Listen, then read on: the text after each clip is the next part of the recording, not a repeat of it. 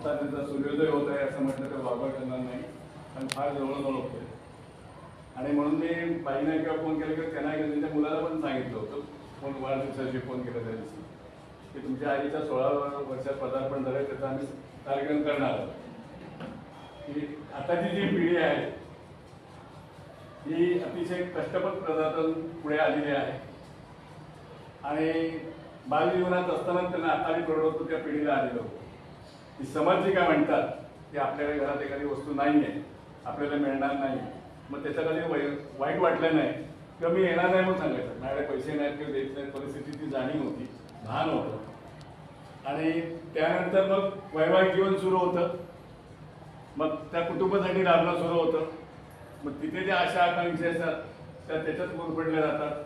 मग त्यातून आपली सुटका करण्याचा प्रयत्न होत असताना काहीतरी आपण मिळवण्याचा प्रयत्न करण्याचा तो पीळ घट्ट धरत जातो आणि त्यातून आपली कधी सुटका होत नाही. आपण कोण आहोत, आपलं ओळख काय ही शेवटपर्यंत आपल्याला समजतच नाही.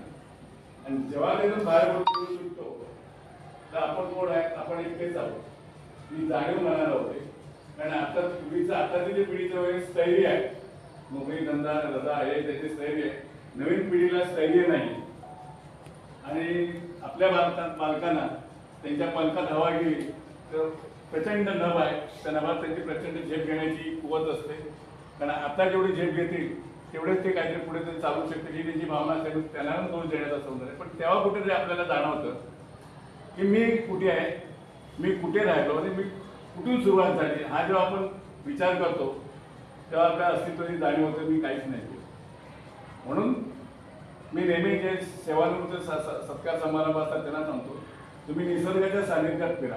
देवळ हे सर्व ठीक आहे, निसर्ग तुम्हाला सतत देत असतो, तो तुमच्याकडे काहीच मागत नसतो.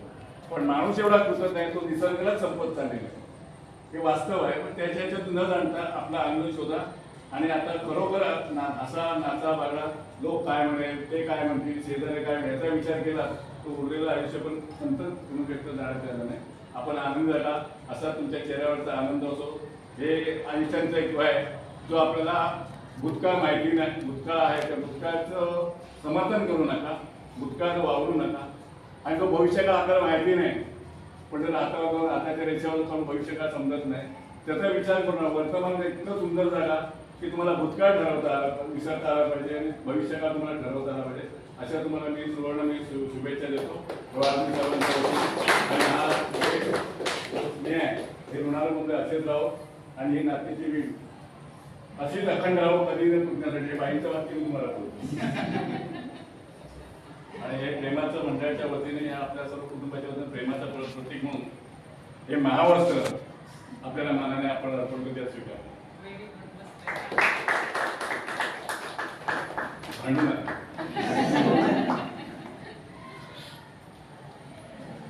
चल हा केक कापा. हो सर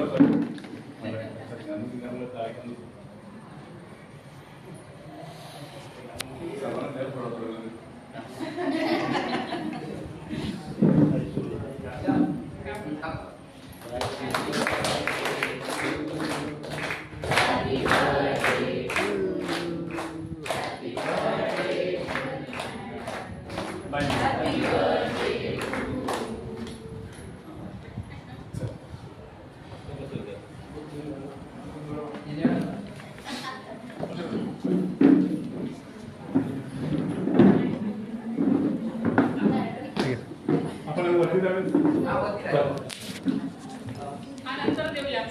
काय माहिती